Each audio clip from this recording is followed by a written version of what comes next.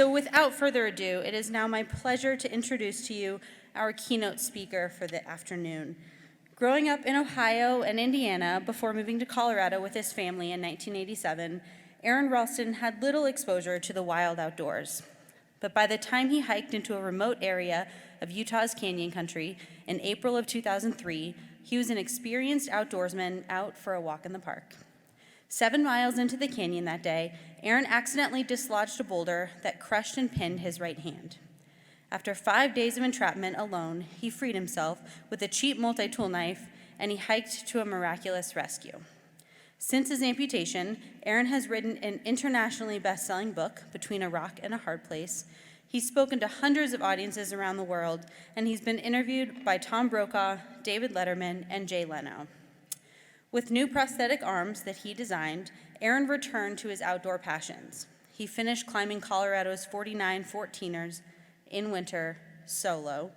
He skied from the summit of Denali, North America's highest mountain, and he's led a rafting expedition through the Grand Canyon. Today, Aron lives in Boulder, Colorado, where he advocates for wilderness protection and where he has embarked on his biggest adventure yet. Why am I tearing up?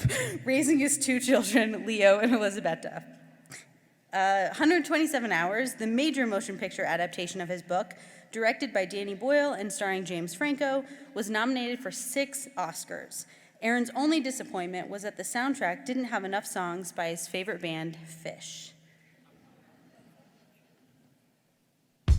Good morning, everyone. It is 7 o'clock here in Canyonland, USA. Hey, Aron. Mom still has not heard from you. Will you just call her, please? I'll talk to you soon. And this morning, on the Boulder, we have a very special guest, Aron Ralston! Oh gosh, it's a real pleasure to be here. Thank you.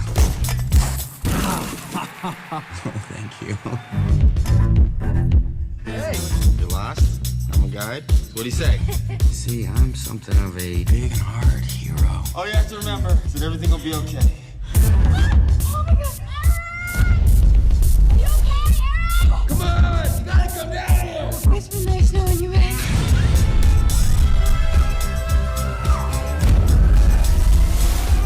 I can do everything on my own. See ya! Bye. I don't think we figured in his day at all. Hey there, Aron. Is it true? You didn't tell anyone where you were going.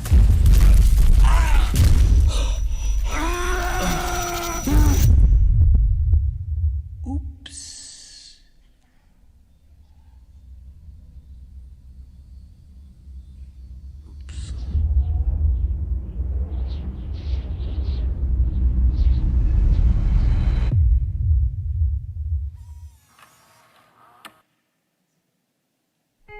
This marks 24 hours of being stuck.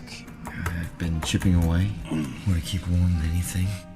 I have about 150 milliliters of water left, which should keep me alive till tomorrow night, if I'm lucky.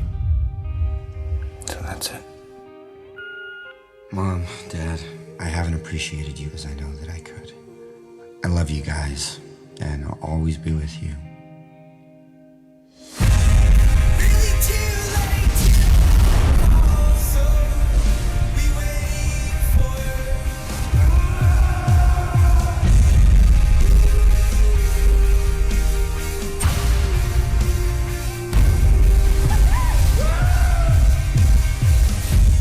Don't give up. Aron, do not give up.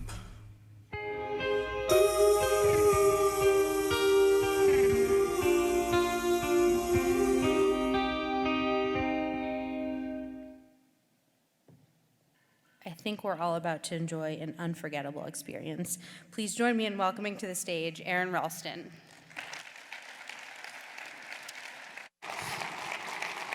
Madison, thank you. Thank you so Yeah, much. appreciate it. Right on. Howdy, everybody. Yeah, welcome. Thank you so much, Madison. And I want to say again to Robin, thank you for bringing me here to get to share my story. For all of you, for being here. And for those of you who are at home in your pajamas or not, yeah, thank you for tuning in. It's my great pleasure to get to share this story that most of you are fairly well familiar with, at least by judging around how many times, wait, are you that guy? It's like, the guy who cut his arm off. What I'm going to tell you, though, is the story about the guy who was smiling when he cut his arm off. And that smile is really the point of what I want to share with you as I'm here to talk about a little leadership attributes, about how we maybe work with crises in project management. As a brief prelude, there was a time in my, maybe a former life even, when I was a mechanical engineer out of college. I went to work at Intel Corporation and worked in construction management, building fabs, $100 million projects, of course trying to balance what seemed like the impossible prongs of those, the stresses of that kind of work, the scope, schedule, and budget of at that time in the semiconductor industry, it was too much. That's why I don't do it anymore. So good for all of you for sticking with it. You've got something that I don't, apparently. But that we all have our boulders, and that's what I want to get to. That when these come, these crises in the projects that you work with, that you work on, it takes leadership. It takes something special in us, and we only really get to find out about what that is when that crisis comes, when that boulder falls for us. Now, you know what the boulders are in your lives that keep you up at night, those things that stress you out, the anxieties, and that maybe, when you first blink your eyes open in the morning, where your mind goes right away. That I know we're all familiar with the burden of what that is, the pressure that, yes, also creates diamonds, as you've probably been hearing about a little bit today, but that pressure, to reframe it, to take that burden and to see it as a blessing. And that's that smile that I mentioned. I'm going to take you through the story of my entrapment, my escape, my life since this time, up to today even, and that it's with the hope that you might receive this story as part of the gift that I feel that was given to me all these years ago. And indeed it was 18 and a half years ago when I walked out of that canyon. I left something behind, for sure, but the way I see this is that I didn't lose anything, that I've only gained from this. And that's the perspective, the choice that each of us gets to make when that boulder arrives in our lives, when that crisis erupts, when our world is turned upside down. And maybe it's around the uncertainty of what's going on in one of your projects, of how to balance all of those competing, sometimes totally oppositional demands in your projects. That we also are all human beings having our human experience here. Just in the last few years, not only the pandemic from my life, but custody battle over my kids, that it's also been the death of my dad from cancer 2 years ago. Other times in my life dealt with depression. In fact, that didn't exactly, wasn't a great time in the last 18 months for folks like myself who deal with that in their lives. We all have these things that are going on. And so I want to say that whether it's professionally or personally, that maybe there's some way that what I have to share today touches and reaches you. And with that, the prelude's over. Let's jump into it and go out to Utah together. So if you look at the desert out there, the San Rafael swell, the yellowish blur, kind of the top of the photograph here, you're seeing one of the northern arms of Reservoir Powell in the bottom of the picture there. It's an area, if you've been out to Canyonlands and Arches, you've been at least close enough to where Blue John Canyon is, one of the hundreds, maybe even 1,000 slot canyons that corrugate the desert there. It was an area as colloquially called the Robbers' Roost, that Blue John was a member of Butch Cassidy's gang, the robbers the Robbers' Roost, that they would steal some horses, maybe hold up a train, rob a bank, and then they would go riding off into the desert down into this very canyon, which was to be my destination on my hike all these years ago, that they would hide out there. The vigilante posses wouldn't have enough water or food in order to scour dozens of these various canyons, and so they could very easily disappear and hide out, wait until they could plan their next heist, and then go back out on another raid. Well, it wasn't exactly for trying to escape the long arm of the law that I was out on my way into this canyon back in April of 2003, but I was trying to leave behind civilization. I'm someone who's rejuvenated and filled up by wilderness encounters. I was going to ride my bike from where I left my truck this day, 15 miles, to where I would then park my bike, and I locked it up next to the last pinion on the left, and then would hike 15 miles down through Blue John Canyon, eventually to exit back at my vehicle by the end of the day. Now, this was a vacation day for me, and I understand if some of you are like, that doesn't sound like a day off at all, but from what I was up to at that time in my life, I had already left my engineering career and the project management work that I'd been doing. I decided I wanted to live more in alignment with my values, mountaineering. I was living in Aspen by now. At this time in my life, I was working in a mountain shop, not putting my education to use at all, except that I was living my dream, and I was happy. And I made it through 6 months of that first winter in this kind of new life that I'd created for myself.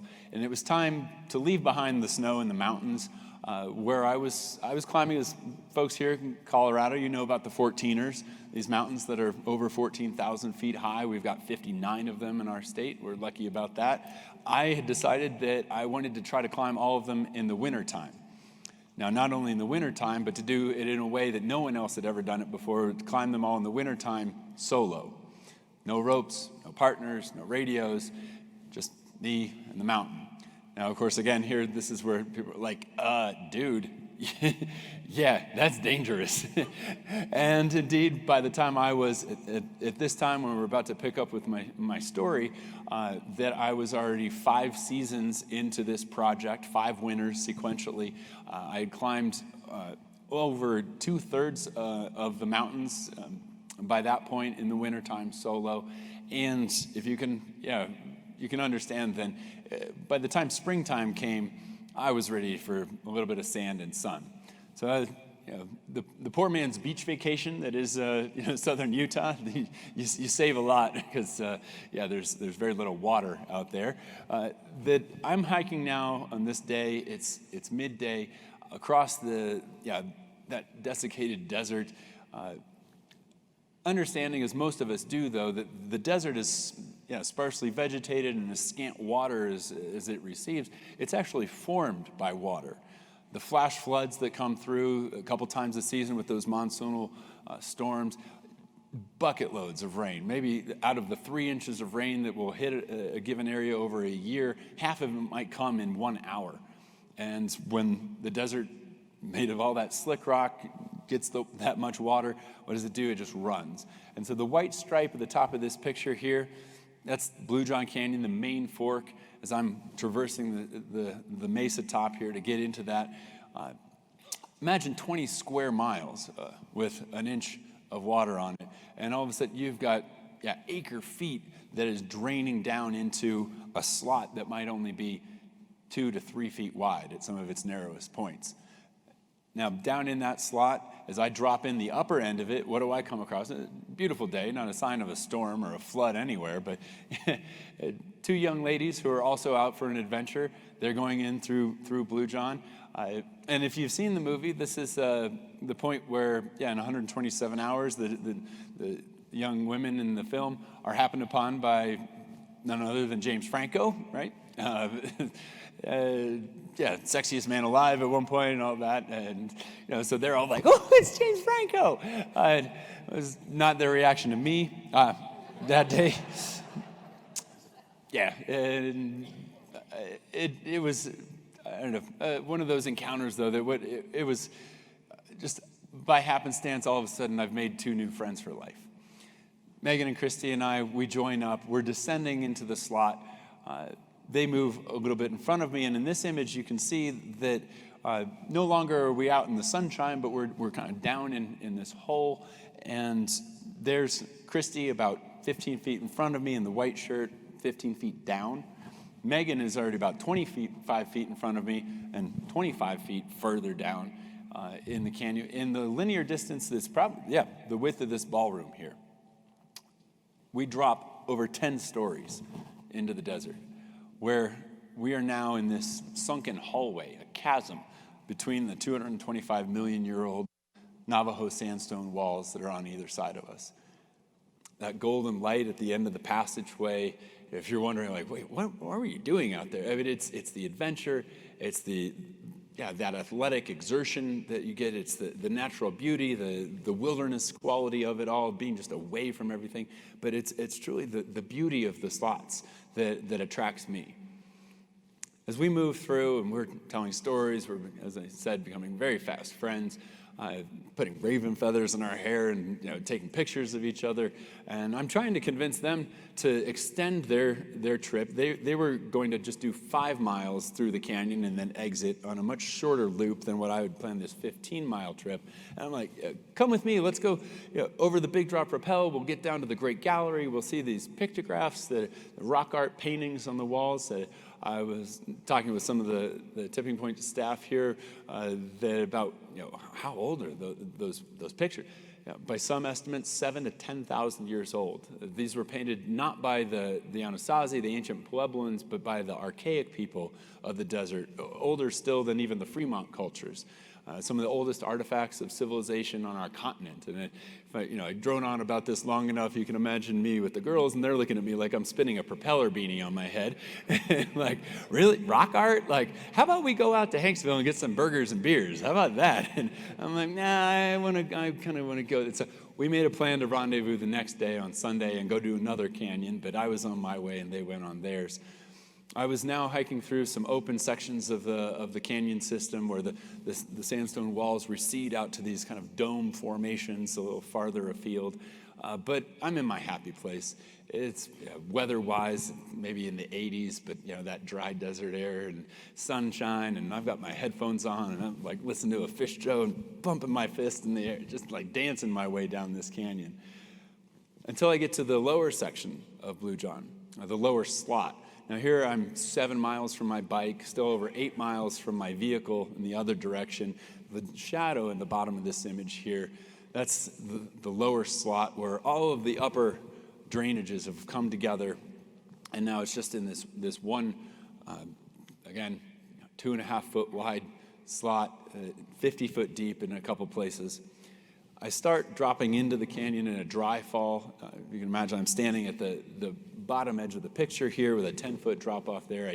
I dangle myself from it like as if I had just dunked a basketball somehow and was hanging from the rim, and then let myself go, pick myself up. I duck under that S-shaped log there, move into a serpentine passageway here where I have to drag my backpack along beside him and like suck in my gut because this distance between the walls is more like 14, 16 inches there.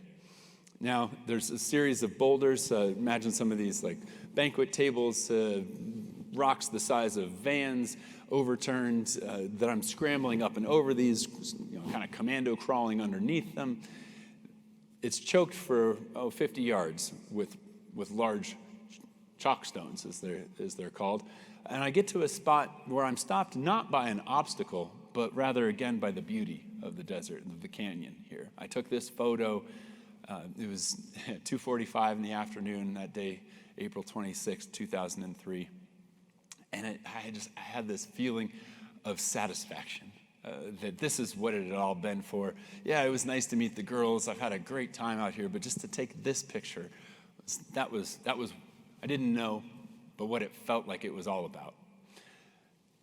Now I move through a couple more obstacles. I get to another drop off, and at this dry fall, I step onto this boulder here. We're looking down into the continuing slot of the canyon, maybe 12 feet into the darkness there before the floor continues. If we look from downstream back up canyon in this image, you'll see this cascade of chalk stones stuck between the walls. I was standing up in the golden light at the top of the picture, and that rock, I wanted to make sure it was stable. I kick at it. I'm testing it to see if I'd step onto it, it's not going to trapdoor from underneath me and splay me. I mean, a sprained ankle would possibly, for in certain circumstances could even be a death sentence out this far from civilization in the desert there. Being very deliberate, I maneuver to where, okay, that rock, it will hold me, and now I drape myself over it. I'm dangling from it like I dangled before. And in this instance, though, as I just about was able to reach down to touch the next rock in the sequence, though, that boulder pulled loose. I fell. Bottom of the canyon, I land, an 800-pound rock is now coming for my head. I only had that split-second instinct that kicks in, like, protect your skull. And I put my hands up. And I got my head out of the way and pushed myself back, but as my hands connected with that falling boulder, it's all ricocheting, radically moving between the wall. It smashes my left hand into the left wall of the canyon. It rebounds, it smashes my right hand into the right wall of the canyon, and as it bounces once more, I'm still pushing, and my right arm slips further into the gap that opened up just momentarily between the rock and the wall, just as the rock then slams down in this hourglass taper of the canyon walls right in front of my chest. It becomes wedged once more, just as it had been, but about 6 feet lower down, right in front of me. And this time now, it's ensnared my right arm from my wrist down to my fingertips. Take a breath here. We'll take a break and we'll take a look at a clip from the film. We'll see James Franco encounter the boulder. See if his good looks can save him this time. Okay.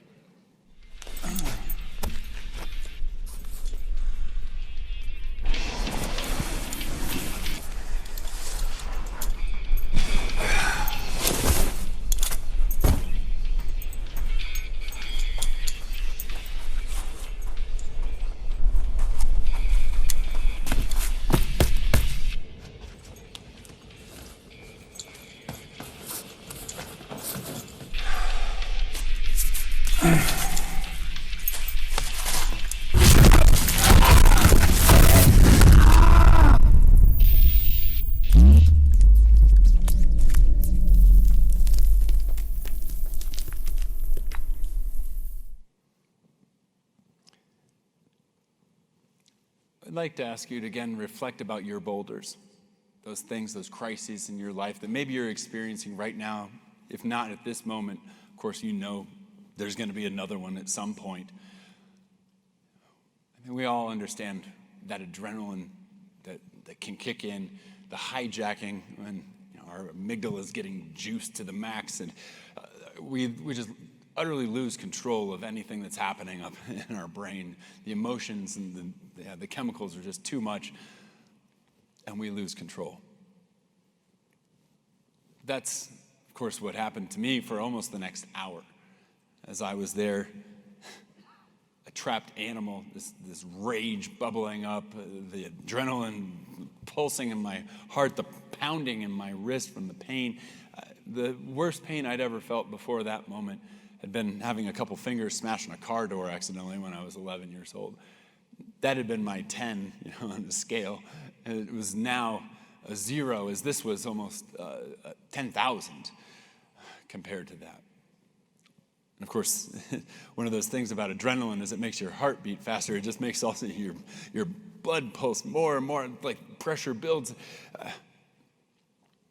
I was exhausting myself, throwing myself at this rock, punching it, trying to lift it, trying to rip my arm free, anything. And I just made it move. Why can't I make it move again?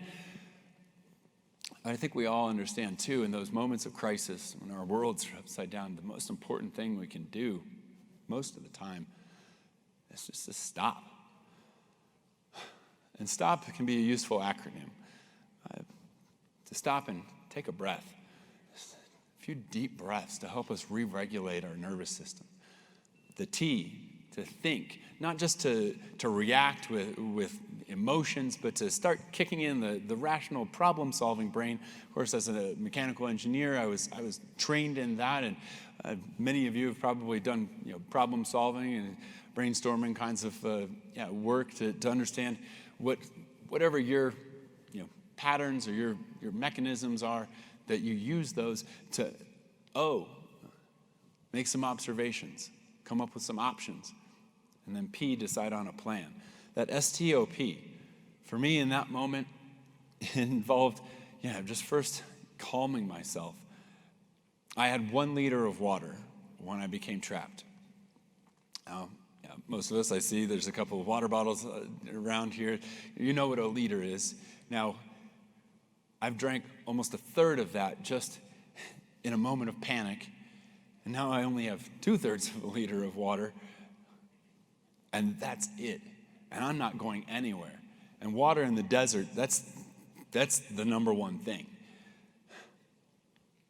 Getting myself to a place where I could make better decisions than just chugging my remaining water supply.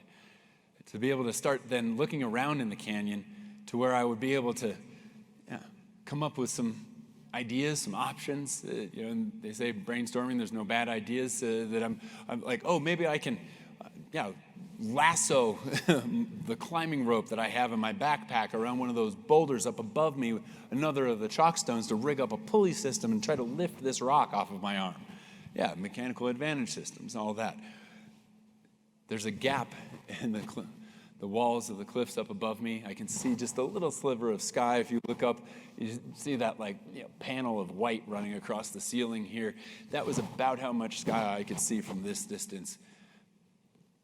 Maybe I could use a mirror to send a signal. I could build a fire and send smoke signals. That I could shout, and that maybe Megan and Christy will come back if I don't show up for our rendezvous. That there'll be other canyoneers coming. Anything that I can try to get help.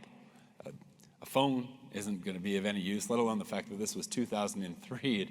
It wasn't like there were a lot of cell towers out in the desert. Even satellite phone calls. I've taken one down into this very spot. 20 tries, you can't connect a satellite phone, not from the bottom of this hole.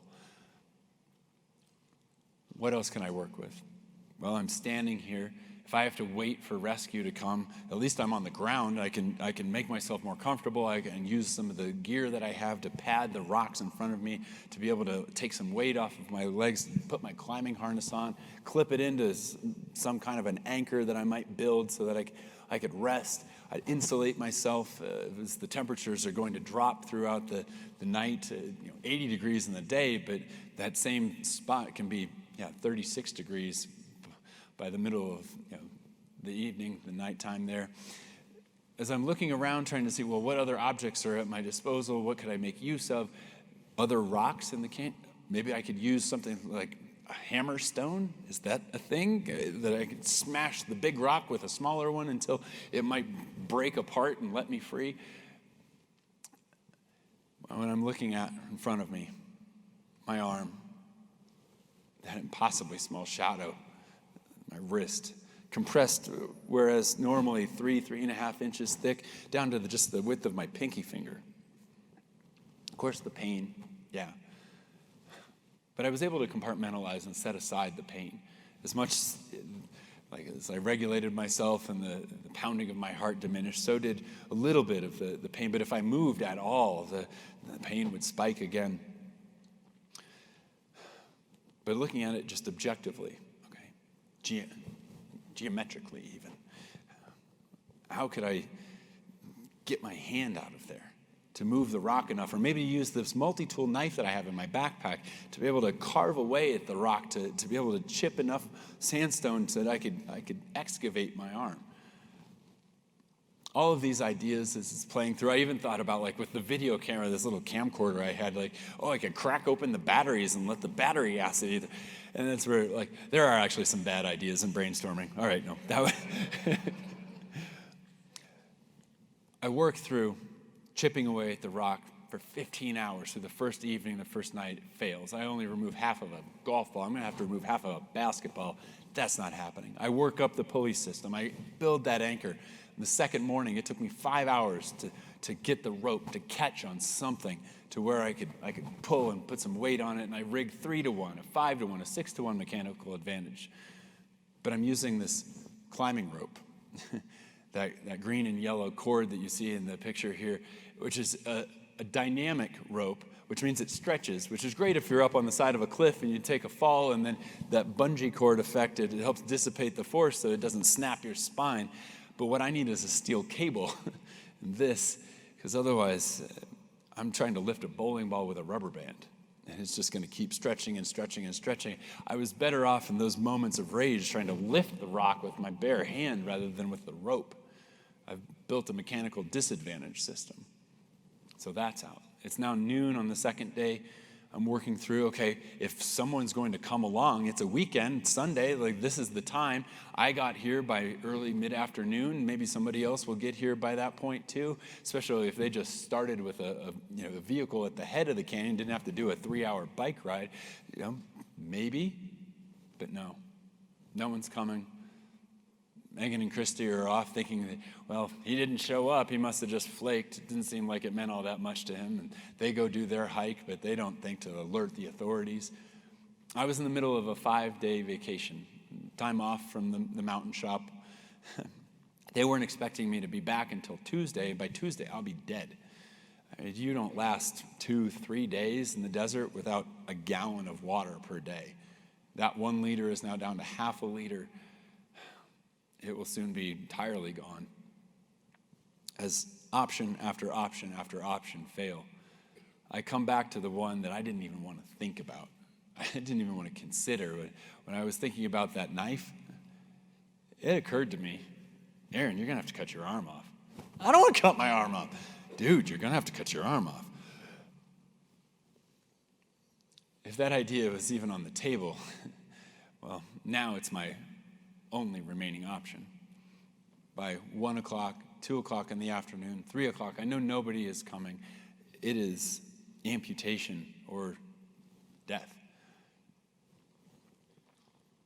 I got the knife out, that long blade I'd already been using to carve away at the rock, but I knew that the knife itself wasn't the only part of the solution, because if once I were free, I'm looking at still 7.5, maybe almost 8 miles to hike all the way out to where my vehicle is. There's a 600-foot cliff I'm going to have to climb out to get out that hillside just to make it back to my truck. And then my vehicle, I'm 60 miles from pavement in any direction. And what a 2-hour drive, winding, washboarded dirt roads out there. It kept coming, the idea that, why did I have to buy a stick shift? I'm like, yeah, how that's gonna go? Like, right, upside down, wheels spinning, engine roaring, and I'm done. Even with a tourniquet as I devised, and in this picture, the left side of the rope, so you can see that black piece of tubular webbing, I put it on. It was the insulation off my Camelback hose. Probably most of you are familiar with those backpacks with the water reservoirs, the little tube, and mine was winterized so it wouldn't freeze as easily. And that neoprene, it was thin, stretchy. It's actually a really good tourniquet. But I put it on, and I held the knife to my wrist, and I understand with what was ahead of me, yeah, stick shift and all, it was a slow act of suicide to cut my arm off. A slow act of suicide. That was the way my brain phrased it in that moment. I still remember that. It meant there's no chance. I set the knife down. I took the tourniquet off. And now even that last, most desperate option was a failure too. I would die before I even got to my truck, let alone all the way out of the desert. Yeah. And so when you're out of options, then what do? For me there, I was no longer standing in the bottom of a canyon. I was standing in my grave. And yet I did have that camcorder. I held it up in front of me, and as I turned it on, I looked through that lens. Whoever finds this, please get it to my parents, Donna and Larry Ralston of Centennial, Colorado. Be sure of it, please.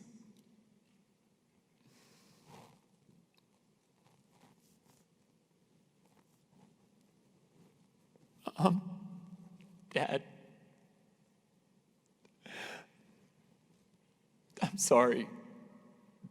I'm so sorry. I go out looking for adventure and trying to prove something about myself, but it's so dumb.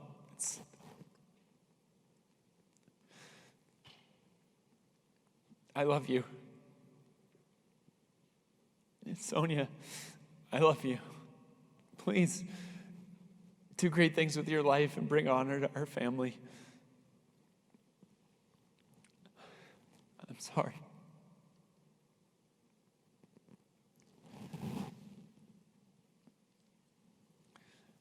I'd ask you to put yourselves there. Think about if you were standing in your grave, but you had the opportunity and the means to say something. Who do you say it to? And what do you say? The answers to those questions, maybe as sad and as somber as that circumstance is, it's incredibly illuminating. Because you would find that you're going to say the most important things to the most important people. And rather than that being a moment of disconnection or despair, what it actually is a moment of blessing.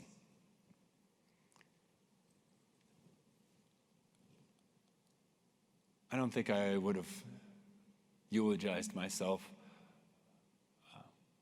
but for a list of accomplishments and achievements if you had asked me in the years leading up to this moment. But there, trapped, dying, looking into that lens, I knew that the most important parts of my experience, my life, were not those achievements and accomplishments, but rather the relationships in my life. So who was I talking to? It's my mom, my dad, my sister, the most important people in my life. Saying the most important things: I love you, I'm sorry, thank you. Expressing gratitude as it would come. And it would go on to include, as time allowed me to think a little bit more about what I wanted to say, my extended family, all of my best friends, my chosen family, the memories that I had, the gratitude for the vacations, the mountains that we'd climbed, the concerts we'd danced at together, all of that. And indeed, it was not sad at all. Rather, that was the moment that boulder started giving me the first gift of this experience. To understand what is important to you. People talk about your why. Understanding your motivation, being in touch with that. When there is a crisis, there is nothing more important than being in touch with what is important. Because that's where your courage and your strength and your resilience and your determination, your grit, all of that comes from that thing. From those people, those relationships. As that afternoon went on, nothing had changed externally, but what had changed was what was internal. There was this vague idea that, okay, if I'm going to die, why wait for it? Well, maybe I just use the knife, cut myself on purpose to bleed to death. Why prolong this? It's just going to get worse and worse and worse until it's over. But I knew, as soon as I had turned that camcorder on, I understood I was not going to take action against myself. I was not going to cut myself to bleed to death on purpose, that I am going to see this through to the end. If not for myself, for them. Second night, those hours, they stretched so cold. I mentioned 36 degrees, that's not an exaggeration. And I was in shorts and a t-shirt. The convulsions and shivering that came for 9-10 hours. On top of the dehydration just from exhaling a breath, I was losing moisture into the dry desert air. The starvation, I had, by the moment that I was trapped down to just a few hundred calories, little convenience store burritos that I had been packing along by that point. I'd already eaten all the good stuff, like my chocolate and protein bars and muffins. And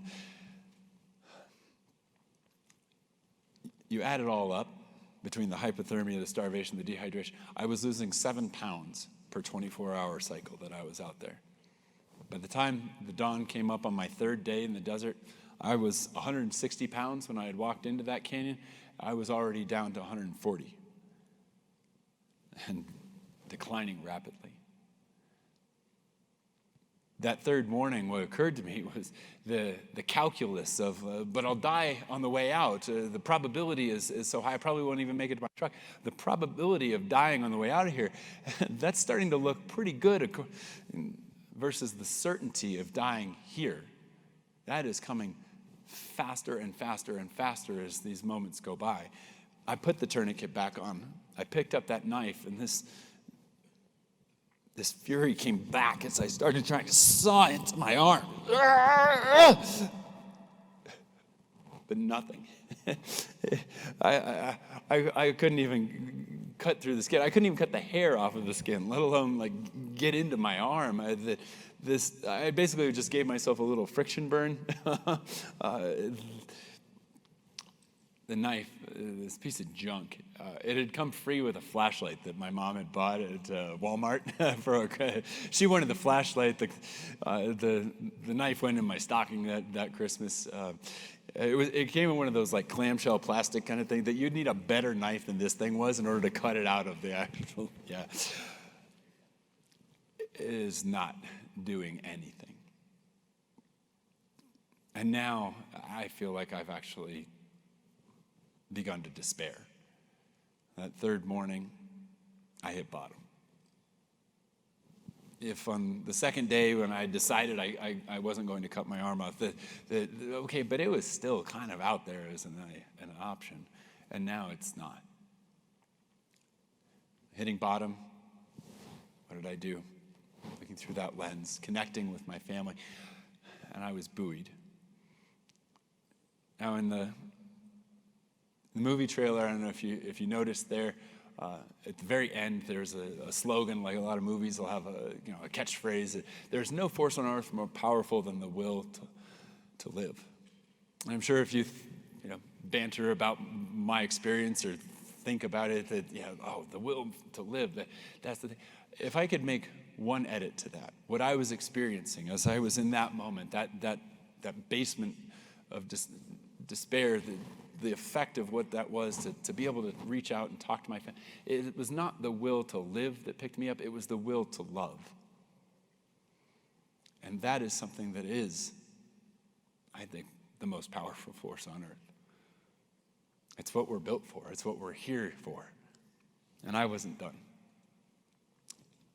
I picked that camera up, as I said, and not only was I talking into it, expressing my gratitude, my love, but I was smiling. That third afternoon, here it's 60 hours in, 70 hours that third night, the fourth morning. I'd been rationing very carefully that last half liter of water, but after 3 entire 24-hour cycles to now come to this fourth day, and it was the last sip down the hatch. I was left with the only other fluid that I had with me in the canyon, which had already been processed, and I had been saving my urine in an Nalgene bottle in front of me. And I had to consider to drink my own urine or not. In fact, by midday on that fourth day, the last mummified bite of burrito that I had left, to dunk or not to dunk? That is the question. I dunked, it went down. That's how desperate it was. I mean, it is kind of fun for me to, I don't know, it's a little graphic, it's gross, I have a good time with it. But to be in that place, yeah, it was that bad. Now, on the fourth day, another thing that happened, I realized in something like a light bulb moment that you don't just have to take a knife like a saw, Aaron. You can also take it like a dagger. And I literally heard the sound effect from the movie Psycho, and the shower curtain gets ripped open, and and I did it. I stabbed myself. I got through the skin, and all of a sudden, this euphoric bubble of exhilaration comes up in me. It's like, this is possible. I can get out of here. I took a few more breaths, let that settle, and then it's back to the problem solving, trial and error, gather the information. What am I up against? What's in here? And the knife, as I'm using it to probe around, it touches something hard. The bone, of course, the bone. And how can I'll sooner be able to slice through the boulder than get through the bone. How can you cut your arm off with a knife that's too dull to get through the bone? You can't. If I thought I had hit bottom the day before, now I've found the sub-basement to that. And yet once more, turning that camera on, feeling that love fill me up, lift me, I was still there. I'm still seeing it through. The fourth night, somehow to the fifth day, I hear yet one more gift from that boulder. I thought I had 2.5 days, maybe 3 before I died. All of these different mechanisms that were just depleting me. The fourth day, the fifth day, wow. I gave up. I get it if maybe you project onto me like some kind of strength that, okay, there's some, but at the same time, this was probably the most important thing that happened to me over the duration was that I let go. As much as what I would wager, a lot of type A's in this room, myself included, we think that we can control. We exert our will. We maybe even make promises or try to guarantee an outcome. And I think if anything, these last 18 months have shown us how the universe laughs at that. But to surrender, the value in that, the more that we can surrender, as I did, to let go of the control, to say that it doesn't matter if I try to cut my arm or I don't, if I try to drink my own urine, if I don't, this is not up to me. What that gave me in return to relinquish control was that it gave me peace. And actually, as I just heard Alan Watts lecture, he said, the more that we can surrender, the more powerful we become. That was my experience that fifth day. As I let go, I found that I could still hold on.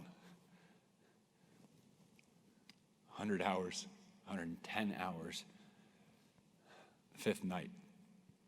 It's over. This is not going on anymore. I will not survive another night. Those 10 hours of just the worst convulsions of the cold air blowing through. I took the knife and I etched into the wall of the canyon above my left shoulder the letters of my name, A-R-O-N. Below that, O-C-T, 7-5. A-P-R-O-3.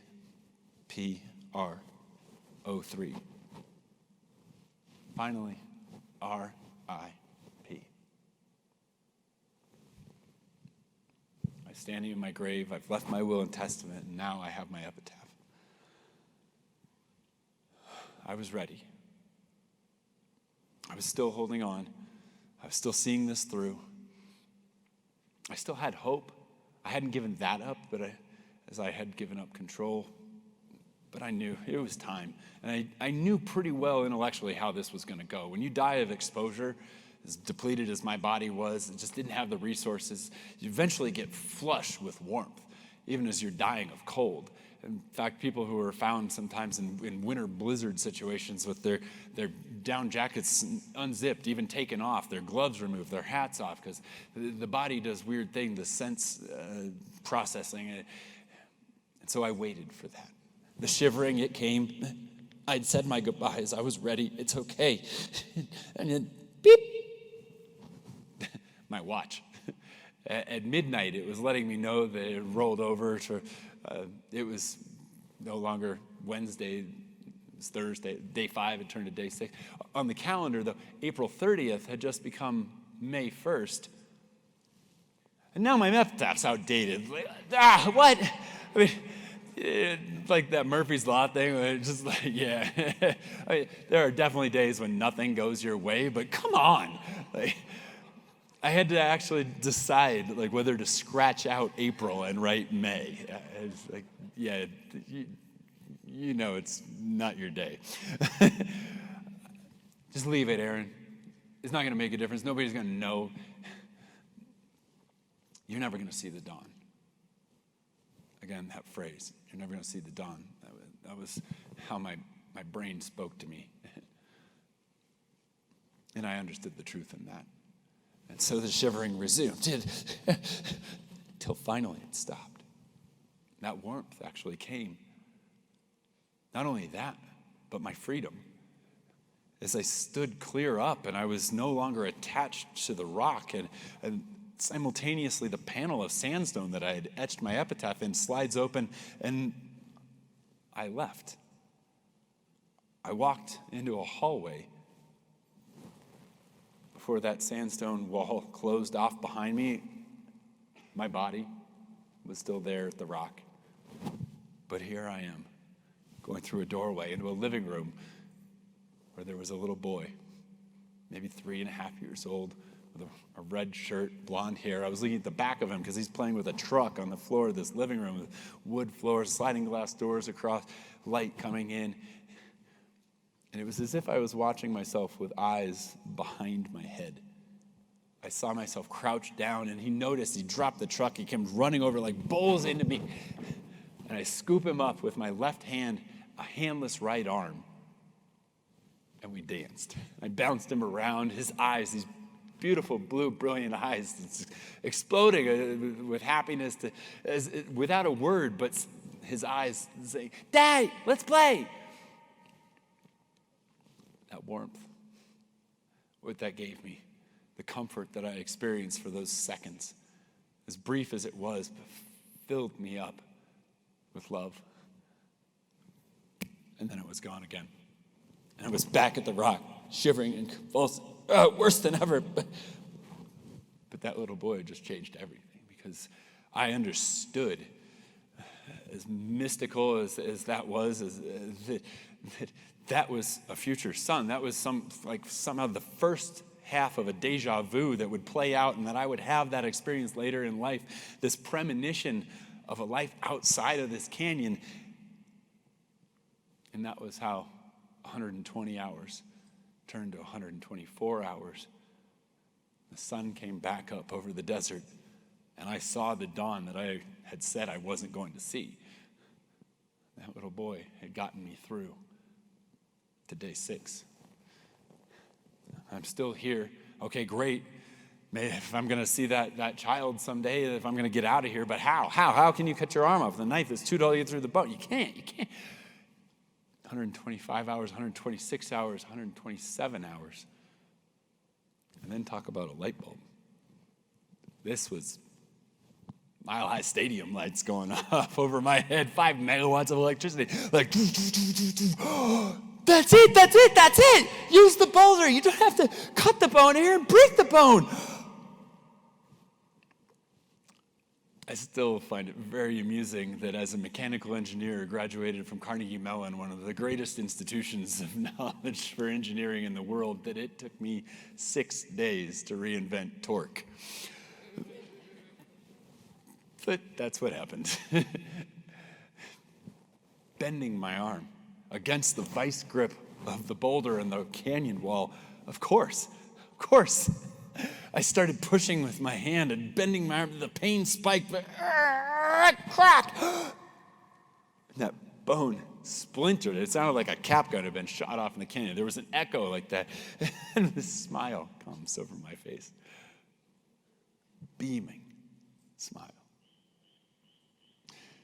And then I realized that there are 2 bones in your forearm. All right, well, what are you going to do? Again? Yeah, again. Okay, reverse the forces. Again, my brain talking to it. Over the back. Okay, bending up, pushing with my feet. Crack! Right in the same spot. And that smile got bigger. I'm going to get out of here. I'm going to do this. I'm going to get home. I'm going to get a hug from my mom. I'm going to someday see that little boy. And I put the tourniquet on. I opened up the knife, not to the 3-inch long blade that was so dull, but to this little 1.5-inch long blade that still had a bit of an edge to it. And I started working my way through. I felt every bit of it. The skin, the soft tissues inside. But as I worked, that smile, I must have looked like a maniac. I don't know. And then I touched what I understood very quickly to be the nerve. Yeah, I felt like I had just stuck a fork in a light socket and held on for a second. Like, okay, yeah, all right. But again, what are you going to do? Not do it? I flipped the knife upside down. I plucked. There were no tears. I didn't even say ow. I sucked my breath in, let it out. After that second deep exhale, I opened my eyes. And now talk about a smile. This is one to call Guinness for, because it's going in the world record book. I'm through the crux. I'm doing this. I'm down to the last piece of skin. I have to stretch my arm to put a little tension there, like you have to stretch fabric in order to cut. And then my feet moved. I stepped out of my grave and into my life again. And then that was where I got woozy. And not from the pain, but from the possibility.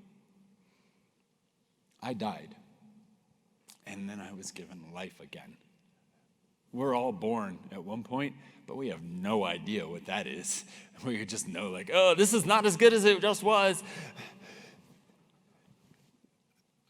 When I got born that second time, I knew all about the joys and the pleasures and the delights and the love that life has to offer. And it was all possible again. An entire lifetime, all possible in one moment. It was too much to handle. So yeah, you get it if like, but the rock wall bounced me back up. I regulated myself again. Tourniquets on. I stuffed the bloody stump into my empty Camelback backpack, using it like a sling and a strap around my neck to hold my arm to my chest. Wearing my climbing harness, I clipped my Nalgene bottle of urine to it because that's all I got. I grabbed my rope, but before I left, I got my camera out. I held it up in front of me. The boulder, the bloody hand. But as I took that photograph, I think you understand what was going through my mind, because I said out loud, thank you, to the rock for what it had given me. To understand what was important to me, what was possible for me, what's extraordinary about being alive. That smile. It wasn't over. It's like the clock's ticking, Aaron. Okay, put the camera away, grab the rope, and I start barging my way down that canyon. You saw the movie Goodfellas, like Ray Liotta in those final hours, and it's just like he's scattered, but he's adrenalized, and it's like he's mission driven, and I am getting out of there, bouncing my way through some fourth-class down-climbing terrain, difficult stuff that I'm like, oh, bang my elbow, adrenaline shock, keep going, no stupid mistakes. I work my way through the darkness of this lower slot, even having to turn my headlamp on in order to make progress. It's 11 a.m. on a beautiful bluebird day, but not a ray of sunshine is making it into this convoluted section of the canyon until I get down where all of a sudden there's a light at the end of the tunnel. And that light, as I step through it, around that corner, and out onto this platform, about the size of a queen bed mattress. In the picture here, 2/3 of the way up, there's a ledge that looks like it's in the shape of the letter M, the black slot just above it, and a 65-foot cliff below it. And what do you see at the bottom of that cliff? A pool of not my own urine. I almost swan dove off of that. It would have been worth it. Just one splash of a drink before I rigged up my rope. This is why I brought it in the first place. The big drop rappel. I looked to the heavens. Please, just don't let me lose consciousness in the next 30 seconds. Just want to wet my whistle. I got down and I veritably dove into that pool and I drank 1 liter, 2 liters, 3 liters, filled up 3 more liters, and then before I left, I unstrapped my arm. I got my camera out. This was before we called them selfies. Our boulders, we get to choose. Are they burdens or are they blessings? Sometimes it's enough to just still be here. This is that moment. I'm still here. The transformation is a long way off. The triumph is possible. I've definitely decided this is not going to be a tragedy. But it is still not over. This is where the 7.5 miles starts. Step after step after step. Just one more step, Aron. One more step, Aron. With my arms slung, rationing with this little water that I have. Mile after mile after mile. Hour after hour after hour after hour. I hike 6.5 miles. And I can't make it anymore. There's a place where these cut banks, if you look in this picture, you'll see where there's a meander in the dry stream course, but there's a little bit of a dark streak of where some of the water had flown through there and now dried up, but the sand along the edge eroded, and you would try to take like a 2-foot step and a foot of it would crumble out from under you. My heart rate would jump to 200 beats a minute. Just, I'm going to pass out. I haven't even started the 600-foot climb out of the bottom of the canyon. It's over. But then as my heart is crushing in my chest, this roar, it fills my head, it fills the canyon. And all of a sudden I find myself looking at a helicopter circling above. It wasn't just my heart, it's the rotors and the engine, it's the echo of this machine flying through space that's come. It lands. They pluck me up. Off we go. And I know, yeah, it looks like a black helicopter that saves the day. But what it really was the love of my mom. That chopper flew in and found me because on the 5th day that I was stuck in the bottom of that hole, when my manager was expecting me to come back to work on that Tuesday, and then he gave me an extra day because maybe he got the schedule wrong. And Wednesday, he calls the emergency contact on my HR paperwork. My mom picked up. You mean he hasn't called? That's not like him. He's in trouble. He needs our help. And she spearheaded what over the following 25 hours was the most miraculous search and rescue effort that I've ever heard of. I volunteered for search and rescue for a decade, and this, not even knowing what state I was in, they tracked me down and found my truck at the same moments that I realized that I could break my bones. By the time I had amputated my arm, the helicopter was taking off from Salt Lake Airport. As I marched my way out those 7 miles, that chopper flew down, scoured the lower end of the canyon. I got to where I did just as the helicopter was about to run out of fuel. It gets me off the ground, drops me at the Moab hospital, and doesn't even have enough fuel to take off to go refuel at the airport that's just a couple miles away. Now, obviously, I didn't die. They wheel me into the operating room. They pump me full of morphine. I black out. That's the end of that chapter. But it was obviously surgery after surgery, 11 days in the hospital, including 7 in the ICU, until I got home, my family, my dad, my mom, my sister, those most important people, and I got to say those most important things to them in person, not on a tape. They, the doctors, the prosthetists, the nurses, the therapists, all put me back together again. I had this second life. And then what did I want to do with it? Yeah. I don't know. Addiction might not be too strong a word, I guess, but passion is the one I prefer. I wanted to get back. In fact, there was a part of me that needed to get back. It was good for my recovery. It was good for my sense of esteem, for identity, that I could say that this was not going to be something that set me back, but rather that launched me forward. I made that choice. That choice. We don't get to control what happens to us so often, but we do get to control how we respond. I finished climbing the 14ers in the wintertime solo with the use of prosthetics, standing on the top of that very last mountain in 2005, that selfie. But what did I really learn?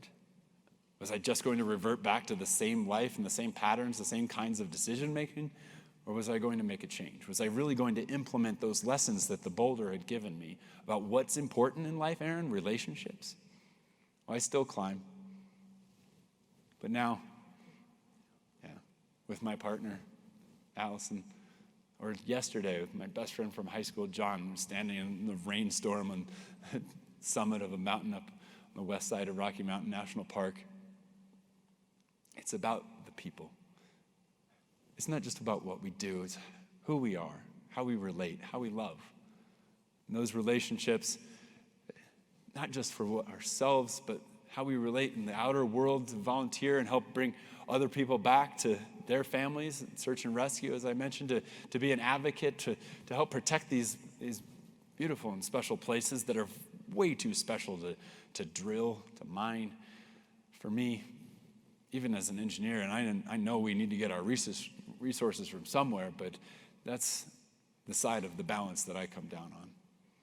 It's about these kinds of places. That 2 square feet in the bottom of Blue John Canyon where I stood for those 6 days, no more sacred ground on this planet to me.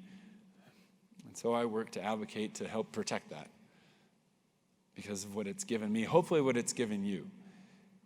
What does this have to do with leadership? How we manage crisis? It's about who we are. When that boulder arrives, the choices we make. It can clarify what's important. It can help us find our potential. We are not going to become our best selves by cruising down Easy Street. I definitely know that much. And it reinforces, the gratitude, the love.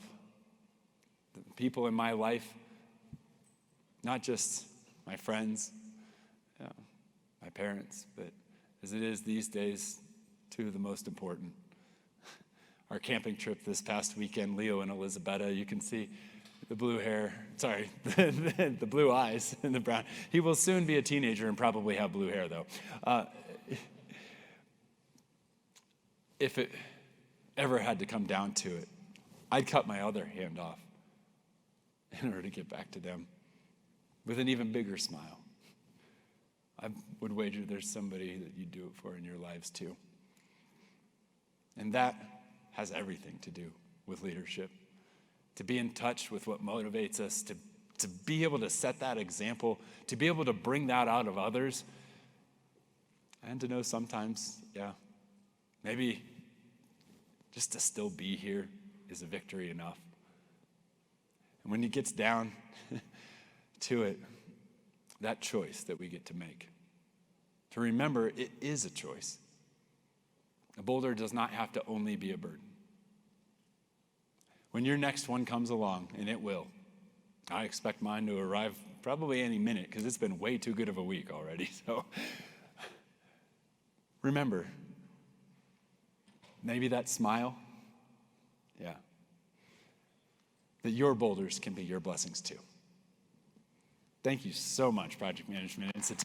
It's a great pleasure to be here with you. It's been my honor. Thank you. Thank you so much.